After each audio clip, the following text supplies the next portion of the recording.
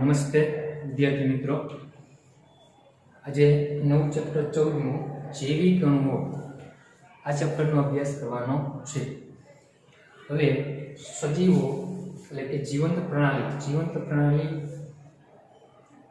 સ્વયં વૃદ્ધિ પામે છે અને એનો વિકાસ થાય છે અને એની પ્રજોક્તિ પણ પામે છે. પ્રજોક્તિ એટલે શું છે કે એક સજીવ એના જેવા બીજા સજીવો પણ ઉત્પન્ન કરી શકે છે. આવું જીવંત પ્રણાલીની અંદર જોવા મળે છે. તો એ જીવંત પ્રણાલી છે એ વાસ્તવમાં અકાર્બનિક સંયોજનમાંથી બને છે. જેમ કે સજીવો છે એ બધા જીવંત પ્રણાલી કહેવાય અને એનું બંધારણ અકાર્બનિક સંયોજનોમાંથી બનેલું હોય છે, એટલે કે નિર્જીવ પદાર્થમાંથી બનેલું જોવા મળે. આપણું શરીર છે તેમાં નિર્જીવ પદાર્થોથી બનેલું, પણ એની અંદર ઘણી બધી એવી રાસાયણિક પ્રક્રિયાઓ થાય છે કે જે એમાં રહેલા ચોક્કસ પ્રકારના અણુઓ કે સંયોજનો દ્વારા થાય છે, જેને આપણે જૈવિક અણુ તરીકે ઓળખશું. તો જૈવ રસાયણ વિજ્ઞાન એટલે કે બાયોકેમિસ્ટ્રી, તો જૈવ રસાયણ વિજ્ઞાન કેને કહેવાય? જૈવિક રસાયણ વિજ્ઞાન અથવા બાયોમોલિક્યુલર જૈવ રસાયણ વિજ્ઞાન. તો જીવંત પ્રણાલીમાં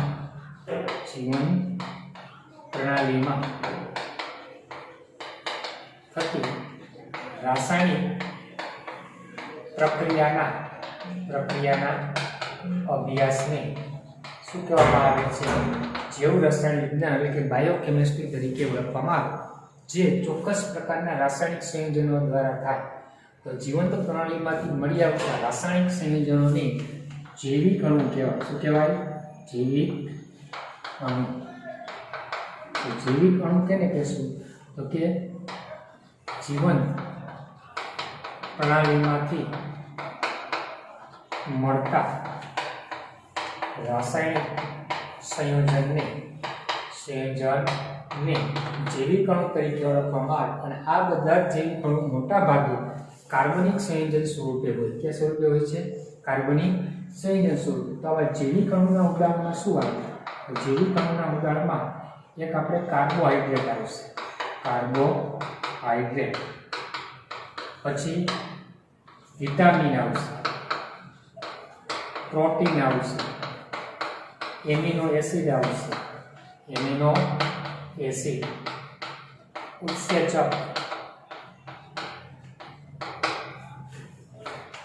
અંતઃસ્ત્રાવો, જેને હોર્મોન્સ તરીકે પણ ઓળખવામાં આવે, અંતઃસ્ત્રાવો છે. આ ઉપરાંત ન્યુક્લિક એસિડ, જેને આપણે ડીએનએ આરએનએ તરીકે ઓળખીએ છીએ, ન્યુક્લિક એસિડ, આ વગેરે બધા જ જૈવિક અણુ તરીકે ઓળખાય. કારણ કે આ બધા જ જીવંત પ્રણાલીમાંથી મળી આવતા એક પ્રકારના રાસાયણિક સંયોજનો છે, પણ એ સજીવ પ્રણાલીમાંથી એટલે કે જીવંત પ્રણાલીમાંથી મળી આવે છે, માટે એને આપણે જૈવિક અણુ તરીકે ઓળખીએ. અને આ બધા જ જૈવિક અણુઓ આપણા શરીરની અંદર અથવા સજીવોના શરીરની અંદર ચોક્કસ પ્રકારની રાસાયણિક પ્રક્રિયાઓમાં ભાગ લે છે, અને એના કારણે આપણું શરીર યોગ્ય રીતે કાર્ય કરી શકે છે. એટલે આ બધા અણુઓની એકબીજા સાથેની આંતરક્રિયા અથવા તો શરીરની અંદર ચોક્કસ પ્રકારે થતી રાસાયણિક પ્રક્રિયા છે, એના કારણે તો કે જીવંત પ્રણાલી છે એનો વિકાસ અને આગળ એના કાર્યો તો કે કરી શકે છે. આ ચેપ્ટરમાં આપણે કાર્બોહાઈડ્રેટનો સૌપ્રથમ અભ્યાસ કરવાનો છે, પછી એમિનો એસિડ, પ્રોટીનનો અભ્યાસ કરશું, ત્યારબાદ વિટામિન, ઉત્સેચકો, અંતઃસ્ત્રાવો અને ન્યુક્લિક એસિડ છે એનો આપણે અભ્યાસ કરવાનો રહેશે. તેમાં પ્રથમ આપણે કાર્બોહાઈડ્રેટથી અભ્યાસની શરૂઆત કરશું કે કાર્બોહાઈડ્રેટ.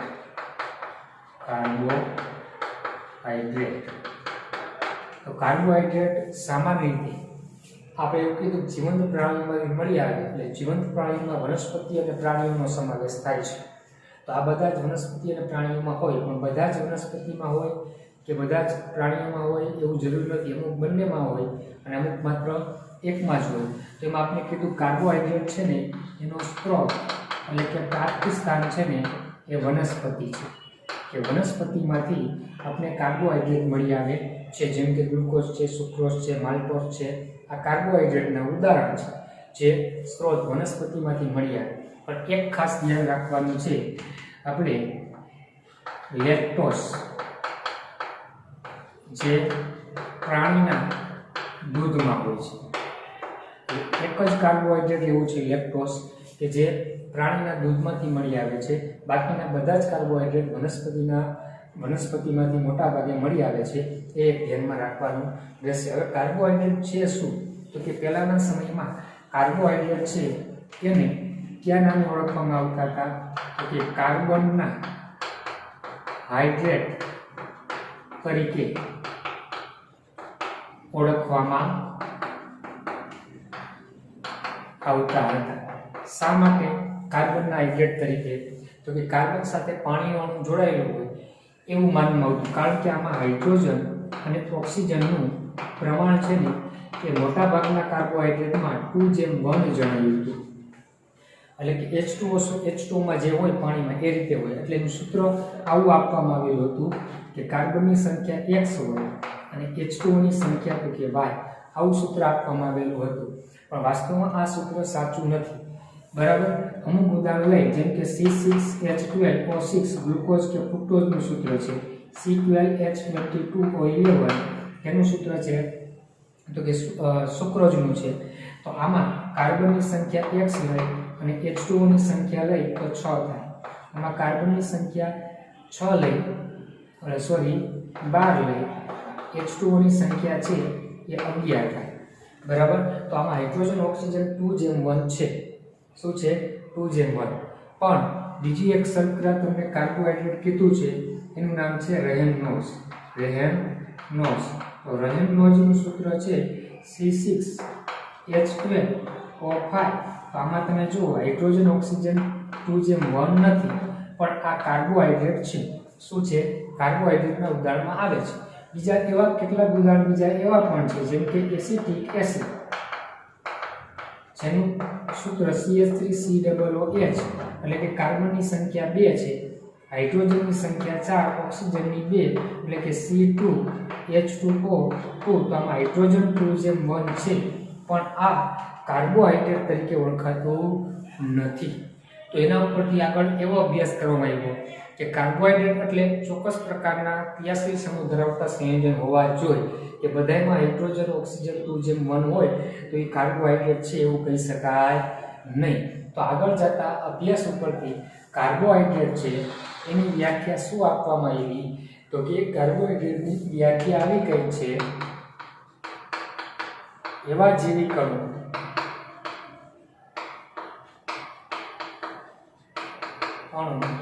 કે જેમાં પોલીહાઇડ્રોક્સી આલ્ડીહાઇડ અથવા કીટોન હોય અથવા તેના જળ વિભાજનથી આવા સંયોજનો મળે તેને કાર્બોહાઈડ્રેટ તરીકે ઓળખવામાં આવે. એ ધ્યાન રાખજો. પોલીહાઇડ્રોક્સી એટલે શું? હાઇડ્રોક્સી એટલે OH, એટલે એની સંખ્યા 1 થી વધુ હોય તો એને પોલીહાઇડ્રોક્સી. અને બીજો ક્રિયાશીલ સમૂહ આલ્ડીહાઇડ એટલે CHO હોવો જોઈએ અથવા કીટોન તો COO હોવો જોઈએ તો એ કાર્બોહાઈડ્રેટ છે. અથવા એવા જૈવિકણો કે જેનું જળ વિભાજન કરો તો આવા સંયોજનો એટલે કે પોલીહાઇડ્રોક્સી આલ્ડીહાઇડ અથવા પોલીહાઇડ્રોક્સી કીટોન મળે કોઈ જૈવિકણોના જળ વિભાજનથી પોલીહાઇડ્રોક્સી આલ્ડીહાઇડ કે પોલીહાઇડ્રોક્સી કીટોન મળે અથવા મૂળેના બંધારણમાં જ પોલીહાઇડ્રોક્સી આલ્ડીહાઇડ હોય અથવા કીટોન હોય તો એને કાર્બોહાઈડ્રેટ તરીકે ઓળખવામાં આવે છે.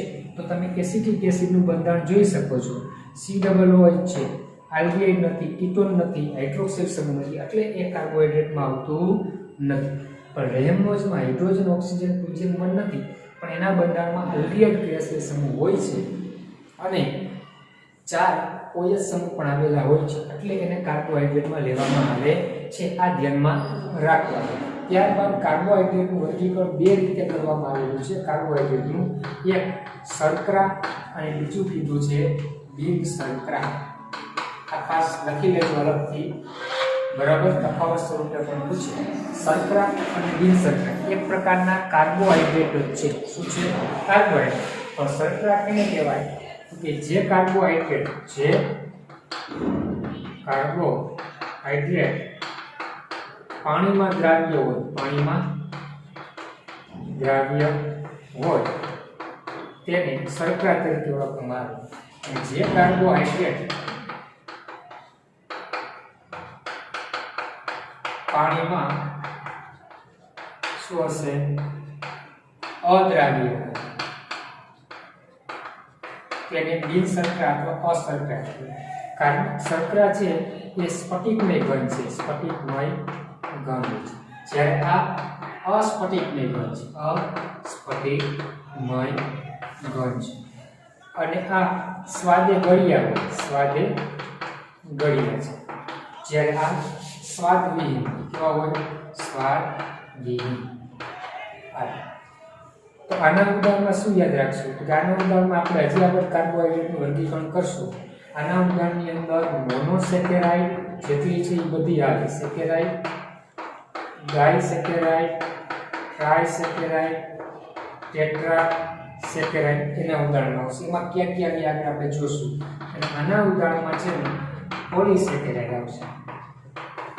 પોલીસેકેરાઇડ આપણા અભ્યાસક્રમની અંદર એક સ્ટાર્ચ છે, પછી સેલ્યુલોઝ છે,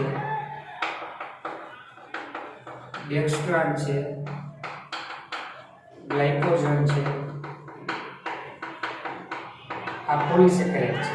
એ બધા બિન શર્કરામાં આવે અને આ શર્કરામાં આવશે. આ ધ્યાનમાં રાખવાનું છે. તો રીતે શર્કરા કે બિન શર્કરા એ રીતે પણ આપણે પ્રશ્ન પૂછે તો એ ધ્યાનમાં રાખવાનું રહેશે. અને શર્કરા શબ્દ ક્યાંથી આવ્યો?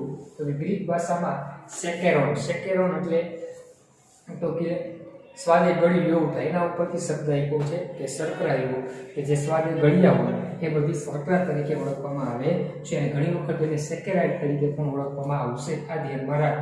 હવે કાર્બોહાઈડ્રેટનું વર્ગીકરણ જળ વિભાજનને આધારે કરવાનું છે. તેના આધારે જોશું જળ વિભાજનને આધારે કાર્બોહાઈડ્રેટનું વર્ગીકરણ.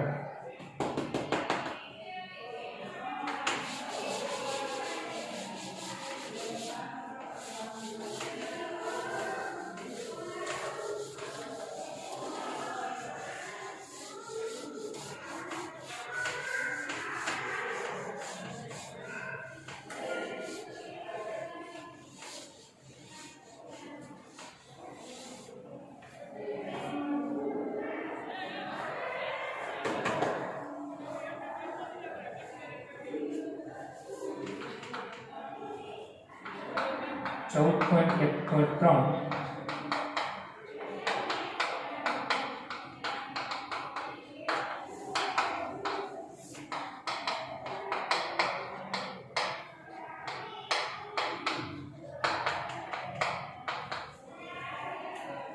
જળ વિભાજનને આધારે કાર્બોહાઈડ્રેટનું વર્ગીકરણ 3 પ્રકારમાં કરવામાં આવેલું છે. કેટલા પ્રકારમાં? 3 પ્રકારમાં. એક મોનોસેકેરાઇડ, અને બીજું ઓલિગોસેકેરાઇડ, અને ત્રીજું પોલિસેકેરાઇડ.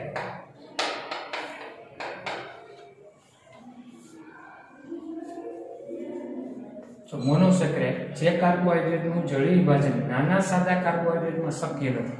એટલે જે કાર્બોહાઈડ્રેટ છે એથી વધુ નાનો કાર્બોહાઈડ્રેટ ન મળી શકે જળ વિભાજન દ્વારા, તો એને મોનોસેકેરાઇડ તરીકે ઓળખવામાં આવે.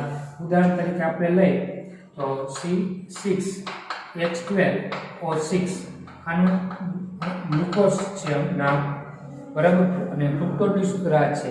આનું તમે જળ વિભાજન કરો ને તો તમને સીધું કાર્બન ડાયોક્સાઇડ અને ઇથેનોલ મળે. પણ ઇથેનોલ મળે તો એ કાર્બોહાઈડ્રેટ આવતા નથી. એટલે કે આનું જળ વિભાજન એથી નાના સાદા કાર્બોહાઈડ્રેટમાં શક્ય નથી. એટલે એને આપણે મોનોસેકેરાઇડ તરીકે ઓળખીએ છીએ. સામાન્ય રીતે મોનોસેકેરાઇડમાં કાર્બન સંખ્યા છે ને એ 3 થી લઈને બરાબર એ 6 C3 થી C6 સુધી કાર્બનની સંખ્યા તો કે આપણે જોવા મળી શકે. અને આનું સામાન્ય સૂત્ર છે ને એ સામાન્ય સૂત્ર બુકમાં નથી પણ લખી રાખજો. CnH2n અને O n પ્રકારનું મોસ્ટ ઓફ હોય છે કે કાર્બનની સંખ્યાના કરતાં હાઇડ્રોજન બમણા અને ઓક્સિજનની સંખ્યા કેટલી તો કે n સ્વરૂપે જોવા મળે મોનોસેકેરાઇડ માટે આ સૂત્ર લાગુ પડે તો તમે જોઈ શકો છો અને આના ઉદાહરણની અંદર આપણે એક ગ્લુકોઝ આવશે બરાબર ફ્રુક્ટોઝ આવશે પછી ગેલેક્ટોઝ આવશે આ મોનોસેકેરાઇડ ત્રણ અગત્યની આપણા અભ્યાસક્રમમાં છે ગ્લુકોઝ ફ્રુક્ટોઝ અને ગેલેક્ટોઝ ત્રણેયના અણુસૂત્ર સમાન આવશે C6H12O6 પણ બંધારણીય સૂત્ર બદલાશે એ પછી આપણે ચર્ચા કરશું આગળ ક્રમશઃ એના બંધારણ જોવાના છે પછી તમને ઓલિગોસેકેરાઇડ કીધું તો જે કાર્બોહાઈડ્રેટના જળ વિભાજનથી મોનોસેકેરાઇડના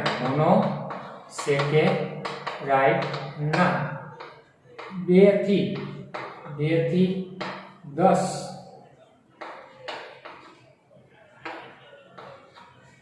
અણુ મળે તો તેને ઓલિગોસેકેરાઇડ તરીકે ઓળખવામાં આવશે મોનોસેકેરાઇડના 2 થી લઈને કેટલા 10 અણુ મળી શકે તો એને ઓલિગોસેકેરાઇડ કહેવાય એના પ્રકારની અંદર તો કે આપણે 3 પ્રકાર પાડ્યા છે એક ડાઇસેકેરાઇડ બરાબર અગત્યના 3 પ્રકાર છે ડાઇસેકેરાઇડ પછી ટ્રાઇસેકેરાઇડ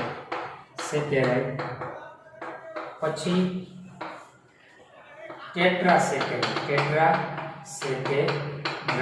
આ રીતે 3 પ્રકાર પાડવામાં આવ્યા કે જે કાર્બોહાઈડ્રેટના જળ વિભાજનથી મોનોસેકેરાઇડના કેટલા 2 અણુ મળે કેટલા મળે 2 અણુ મળી શકે તો ડાઇસેકેરાઇડ કહેવાય મોનોસેકેરાઇડના કેટલા અણુ મળે 3 અણુ મળે તો ટ્રાઇસેકેરાઇડ 4 અણુ મળે તો આપણે એને શું કહેશું તો કે ટેટ્રાસેકેરાઇડ કહેવાય શું કહેશું ટેટ્રાસેકેરાઇડ તો આના ઉદાહરણની અંદર આપણે વાત કરીએ તો C12H22O11 આમાં પાણી ઉમેરશો તમે C12H22O11 તો પાણી ઉમેરતા C6H12O6 એસિડિક માધ્યમમાં જળ વિભાજન અથવા કોઈ ઉત્સેચકની હાજરીમાં તો જો મોનોસેકેરાઇડના 2 અણુ મળે તો એને કહેવાય ડાઇસેકેરાઇડ તરીકે ઓળખવામાં આવે અને એમાં કાર્બનની સંખ્યા લગભગ તો કે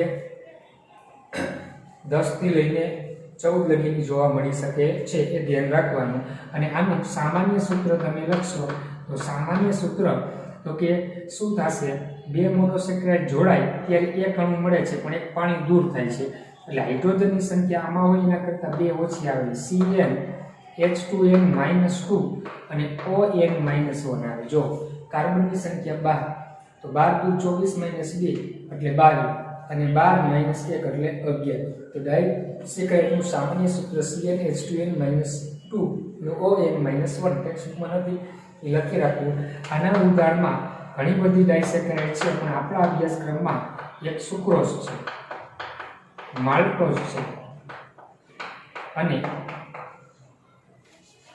લેક્ટોઝ ત્રણેયના અણુસૂત્ર સેમ આ છે પણ બંધારણીય સૂત્ર બદલાશે એનો અભ્યાસ આગળ કરવાનો છે એ જ રીતે ટ્રાઇસેકેરાઇડને જળ વિભાજન કરશું 18 હાઇડ્રોજન આવશે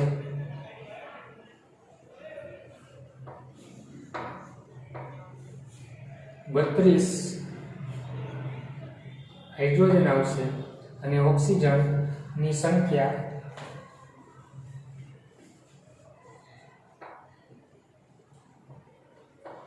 16 આવશે અને આમાં આપણે પાણી ઉમેરશું એસિડિક માધ્યમમાં એટલે 2 મોલ પાણી ઉમેરશું કેટલા મોલ 2 મોલ તો આપણે C6H12O6 ના 3 મોનોસેકેરાઇડના અણુ મળ્યા છે બરાબર તો આનું સામાન્ય સૂત્ર તમે જોશો ને તો સામાન્ય સૂત્ર શું થશે તો કે CnH 2 પાણીના અણુ ઉમેરીને 4 હાઇડ્રોજનના આ 3 અણુ જોડાઈને આ બને ત્યારે 2 પાણીના અણુ દૂર થાય 4 હાઇડ્રોજન ઓછા થાય તો CnH2n-4 આવશે 2 ની જગ્યાએ અને ઓક્સિજનની સંખ્યા n-2 આવું સામાન્ય સૂત્ર થશે અને ટ્રાઇસેકેરાઇડના ઉદાહરણમાં જાણીતું ઉદાહરણ છે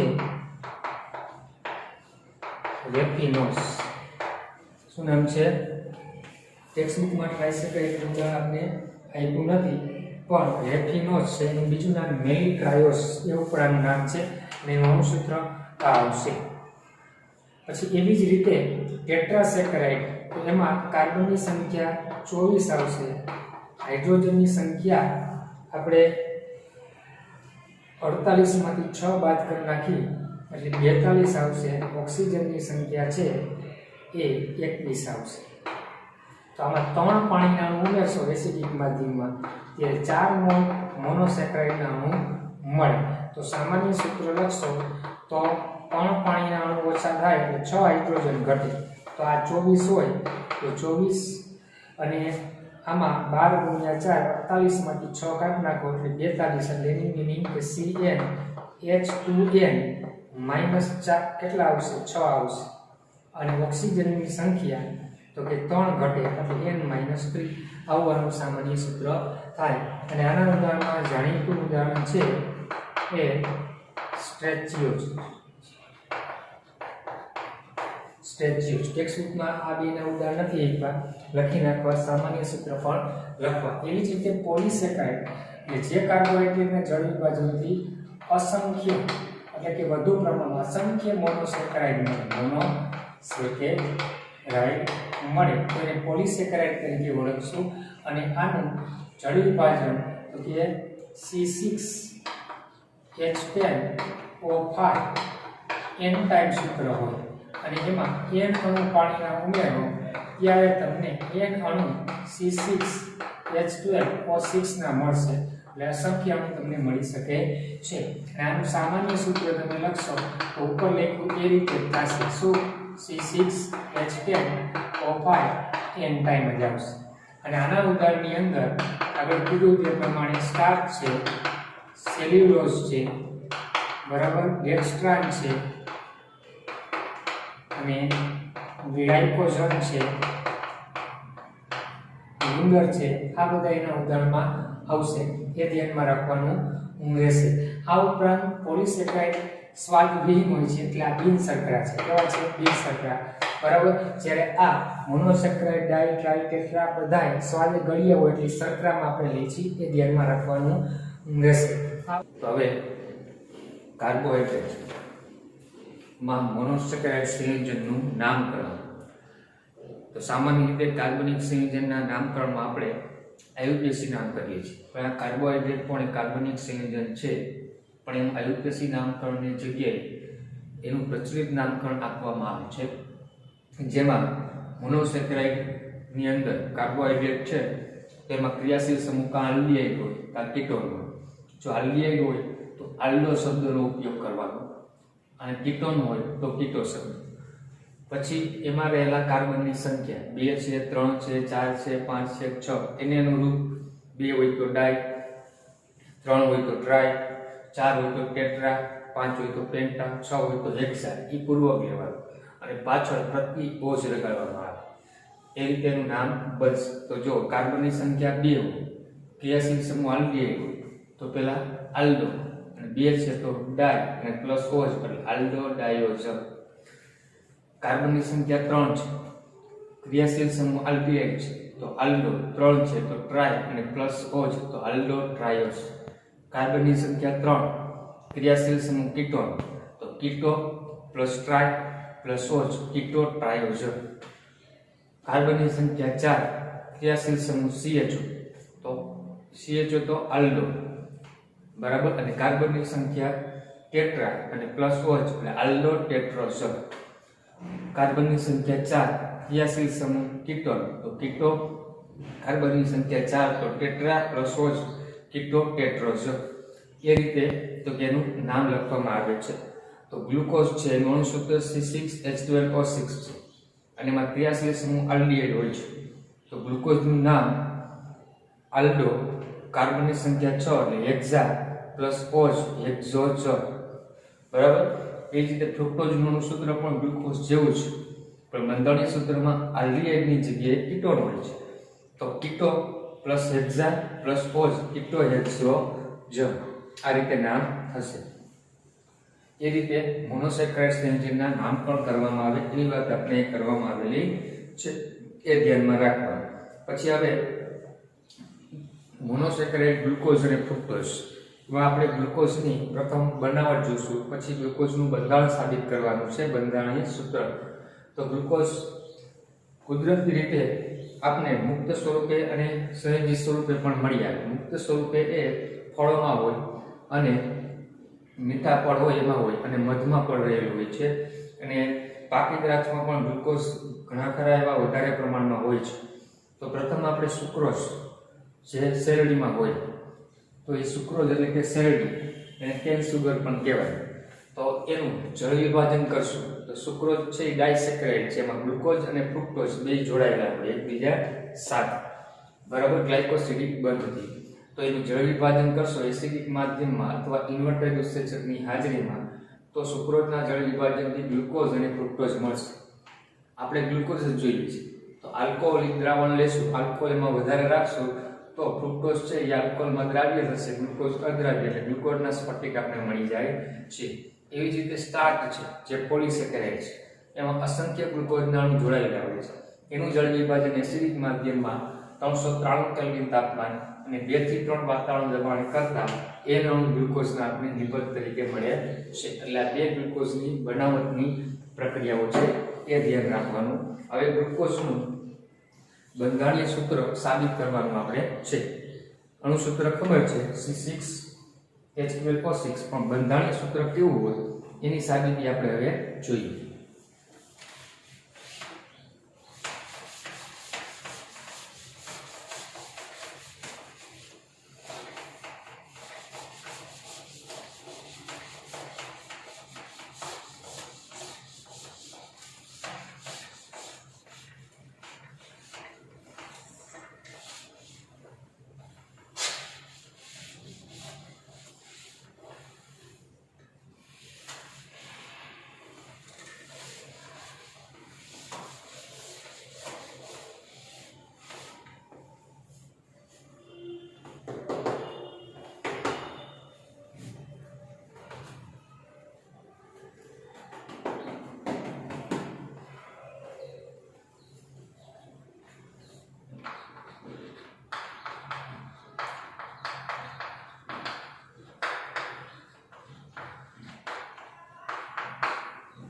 સૌપ્રથમ કીધું ગ્લુકોઝ એક આલ્ડોહેક્સોસ છે. આલ્ડોહેક્સોસ શું કામ, આગળ જ નામકરણ આપણે જોયું કે ક્રિયાશીલ સમૂહ આલ્ડીહાઇડ, કાર્બનની સંખ્યા 6 એટલે આલ્ડોહેક્સોસ તરીકે ઓળખાય છે અને તેને ડેક્સ્ટ્રોઝ તરીકે પણ ઓળખવામાં આવે.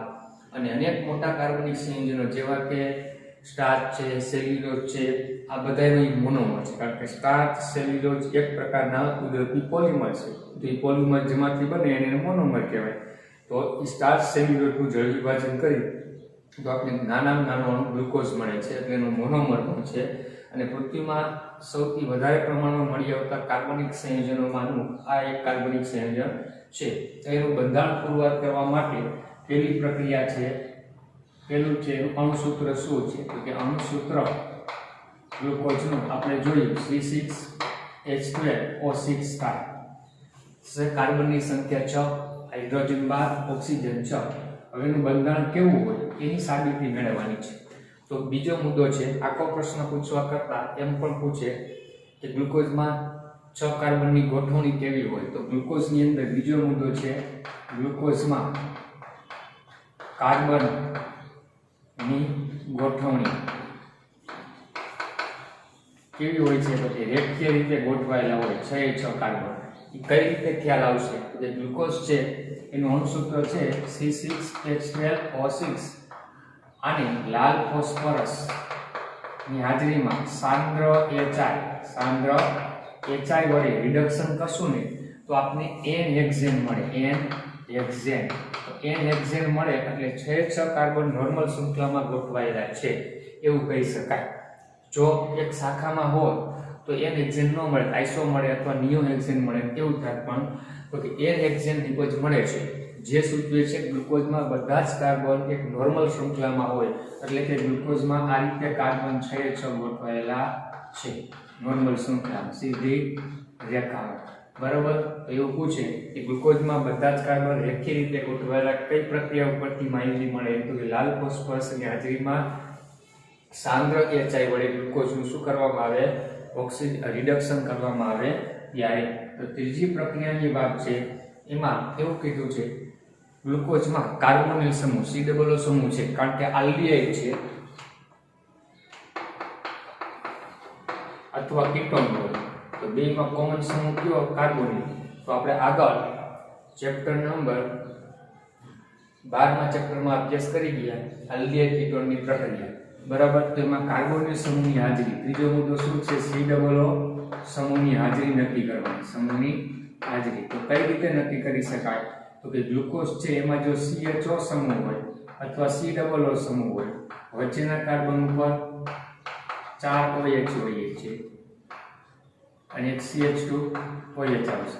તો આની પ્રક્રિયા તમે છે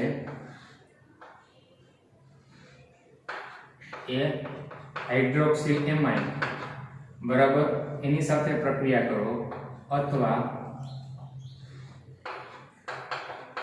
હાઇડ્રોજન સાથે પ્રક્રિયા કરવામાં આવે, બરાબર, અથવા હાઇડ્રોજન સાયનાઇડ સાથે પ્રક્રિયા કરવામાં આવે.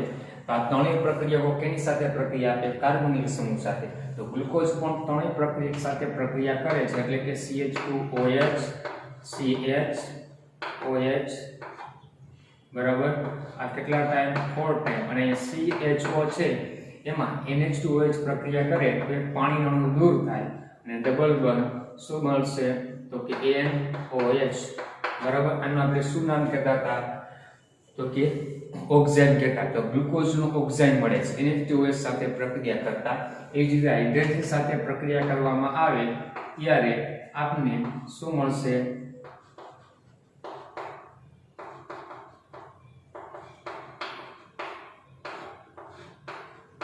તો કે ડબલ બોન્ડ NH2 ગ્લુકોઝનો હાઇડ્રોજન મળશે.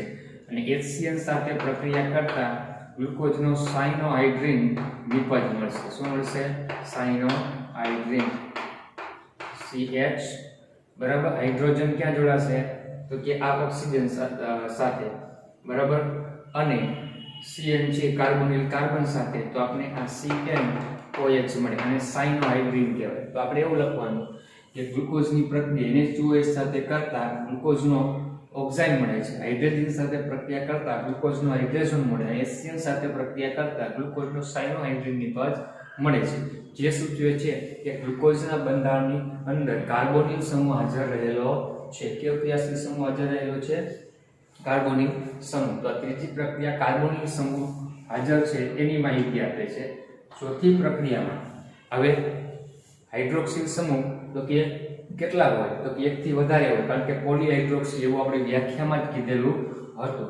અથવા પહેલા આલ્ડીહાઇડ કે કીટોન બેમાંથી એક જ હોય, બે હોય નહીં. તો એ નક્કી કેમ કરવું? આલ્ડીહાઇડ છે કે કીટોન છે, તો એ નક્કી કરવા માટે તો આપણે એનું શું છે? મંદ ઓક્સિડેશન કરતા વડે ઓક્સિડેશન કરવા. તો આપણે 12મા ચેપ્ટરમાં જોયું છે કીટોનનું ઓક્સિડેશન પ્રબળ ઓક્સિડેશન કરતા વડે થાય, નિર્બળ કે મંદ ઓક્સિડેશન કરતા વડે ઓક્સિડેશન થતું નથી. તો આપણે હવે શું છે? CHO સમૂહની હાજરી, CHO સમૂહની હાજરી. તો આલ્ડીહાઇડ છે એટલે ગ્લુકોઝ છે અને CHOH કેટલા ટાઈમ? 4 ટાઈમ. આ રીતે લખવાનું CHOH 4 ટાઈમ, CH2OH. આનું મંદ ઓક્સિડેશન કરતા Br2 બ્રોમિન જળ વડે ઓક્સિડેશન કરવામાં આવે તો જો આલ્ડીહાઇડ હોય ને તો બ્રોમિન જળ એનું ઓક્સિડેશન કરે, કીટોન હોય તો ઓક્સિડેશન થાય નહીં. તો ગ્લુકોઝ છે એનું ઓક્સિડેશન થઈ જાય છે બ્રોમિન જળ વડે. એટલે એનો મીનિંગ એવો થયો કે ગ્લુકોઝના બંધારણની અંદર આલ્ડીહાઇડ સમૂહ આવેલો છે, નહીં કે કીટોન, બરાબર. તો આનું નામ છે શું? ગ્લુકોનિક એસિડ. ગ્લુકોનિક એસિડ. તો ગ્લુકોઝના ઓક્સિડેશનથી ગ્લુકોનિક એસિડ મળે છે, જે સૂચવે છે કે ગ્લુકોઝના બંધારણની અંદર આલ્ડીહાઇડ ક્રિયાશીલ સમૂહ હોવો જોઈએ. તો હવે આ રહ્યો ને એનું બંધારણ આવું હોય. આલ્ડીહાઇડ હોય તો 6 કાર્બનમાં કોઈ એક છેડે તો એ હોય, એટલે કે CHO હશે એક છેડે. તો 5 કાર્બન ઉપર કઈ રીતે ગોઠવણી છે એ નક્કી કરવાનું આપણે બાકી રહ્યું. તો પોલીહાઇડ્રોક્સી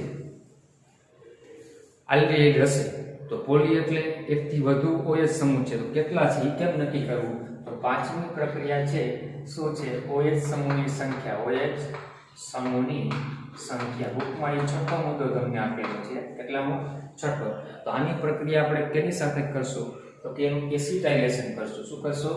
એસિટાઇલેશન એટલે કે CHO CH OH ટાઈમ અને CH2OH પિરિડિનની હાજરીમાં એસિટિક એનાઇડ્રાઇન અથવા એસિટાઇલ ક્લોરાઇડ CH3COCl આના 5 મોલ સાથે પ્રક્રિયા થશે એટલે અહીંથી H અને અહીંથી Cl અને HCl છૂટું પડશે 5 મોલ અને આપને શૂન્ય પદ મળશે CHO આ CHO અને અહીંથી H વહી જશે અને અહીંયા C11O આ CH3 જોડાશે.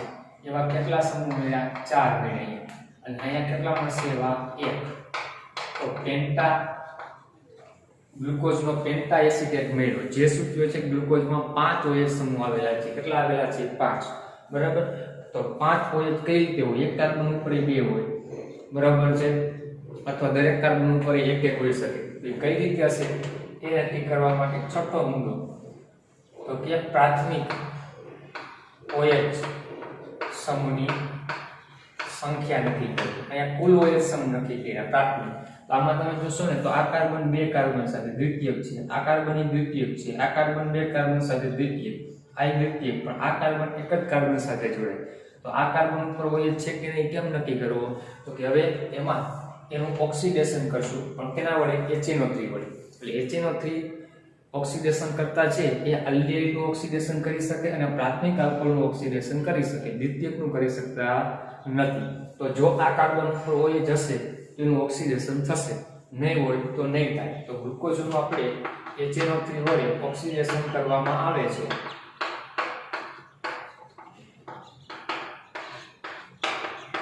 HNO3 વડે ઓક્સિડેશન. તો પહેલો કાર્બન અને છેલ્લા કાર્બન ઉપર ઓક્સિડેશન થી COOH મળે છે. શું મળે છે? COOH.